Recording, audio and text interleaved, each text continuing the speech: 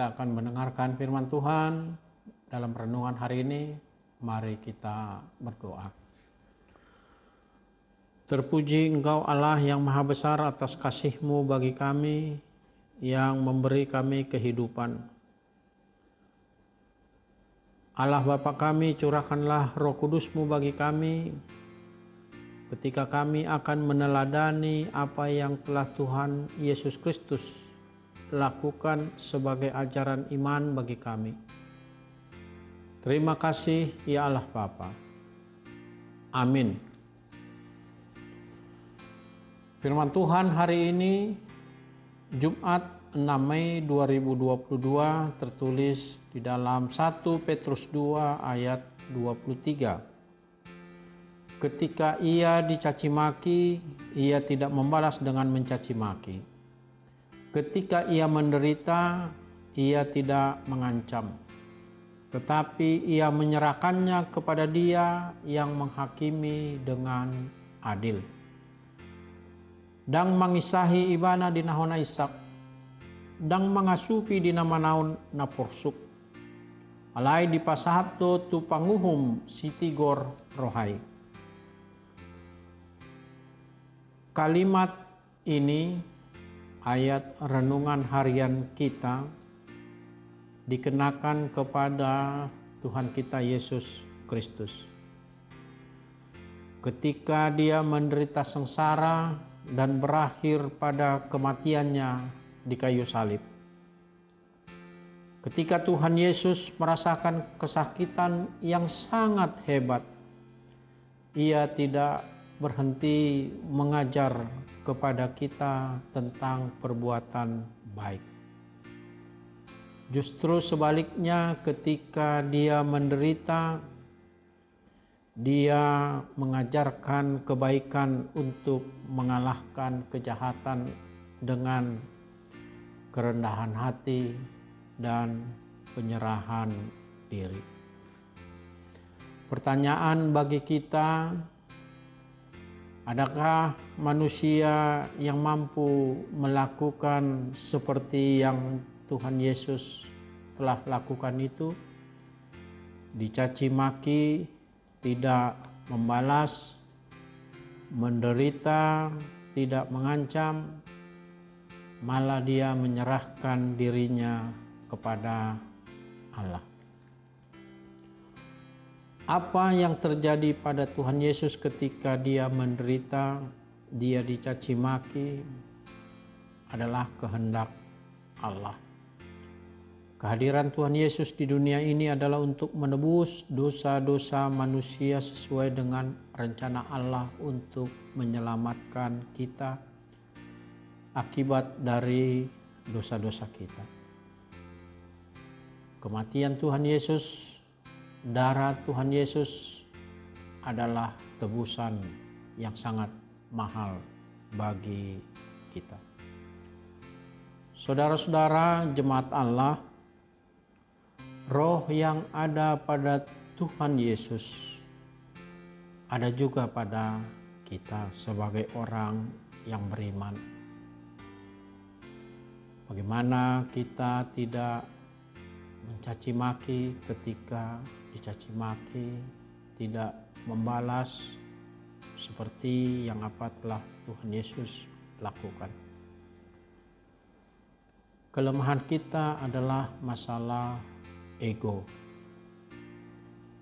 Iman kita kalah karena persoalan harga diri. Siapa manusia, siapa kita yang mau dicaci maki, yang diam ketika menderita oleh karena perbuatan orang lain? Siapa juga manusia yang mampu menyerahkan penderitaannya oleh karena akibat orang lain kepada Allah? Biasanya langsung membalaskan kepada orang yang telah berbuat jahat. Ketika Tuhan Yesus ada di kayu salib, Dia berseru kepada Allah dengan seruan permohonan, maafkanlah mereka sebab mereka tidak tahu apa yang mereka perbuat. Roh yang seperti inilah yang diminta dari kita. Melalui perbuatan baik ketika kita berserah kepada Bapa untuk mengalahkan kejahatan dengan perbuatan baik. Terlebih ketika kita dianiaya dan ketika kita terbeban berat. Bapa juga meminta kita untuk kita datang menyerahkan pergumulan kehidupan kita. Inilah ajaran, inilah teladan yang diberikan oleh Tuhan Yesus bagi kita hari ini melalui ayat renungan harian. Mengalahkan yang jahat dengan perbuatan baik dan menyerahkan kehidupan kita kepada Allah.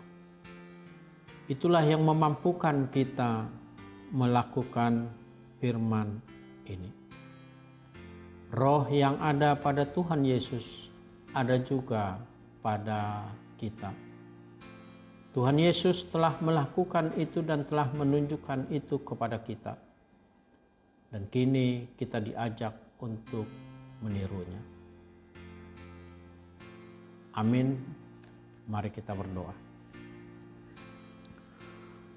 Allah Bapa di surga, kami telah mendengar firman-Mu yang akan kami jalani,